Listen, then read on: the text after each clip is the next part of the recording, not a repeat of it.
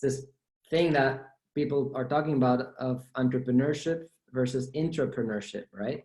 So what do, from your expertise and anecdotes, what have current and future employees been looking at, and what do they need to know about it? Why is it so relevant?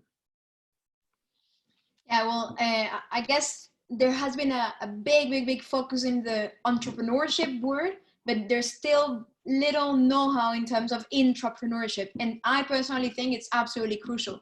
So intrapreneurship is when you act within a business unit as if it was your own company, right? So when it's your own company, you actually have a sense or a very high sense of responsibility. You know that you need, for sure, this needs to work, or otherwise it might actually compromise your personal life, right? So I do think that if we manage to think that, yes, it's great to have in mind the entrepreneurship idea, but what if we start perhaps a little smaller?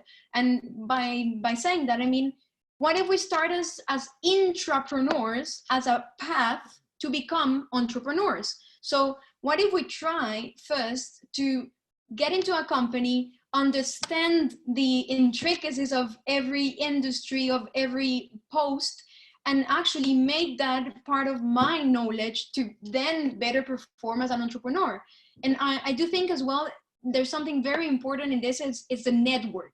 If you want to become an entrepreneur, you need that network. That network is going to be crucial for you. So if you start by being an intrapreneur, you can perfectly attend some industry conferences, for example, on behalf of your employer, and start slowly building that network and that knowledge that would then serve you as an entrepreneur. So that's where I see the parallel. I don't think we should go one way or the other, but actually use it as a transition.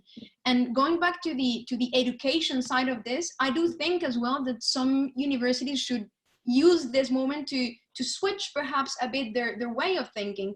Because when, let's say, you have a business school and you sit everyone in one specific class, everyone is expected to perform in the same way, in the same subject, within the same classroom, right? What if we can just think ahead and separate the class in terms of the area of expertise that each student wants to excel in? So for example, let's have here on this side all the marketers, here the financial people, the HR people here, and actually make them from university work as they were in different business units and encourage collaboration. I do think that if we do that, we'll be switching a bit the current learning system and actually preparing better the future leaders.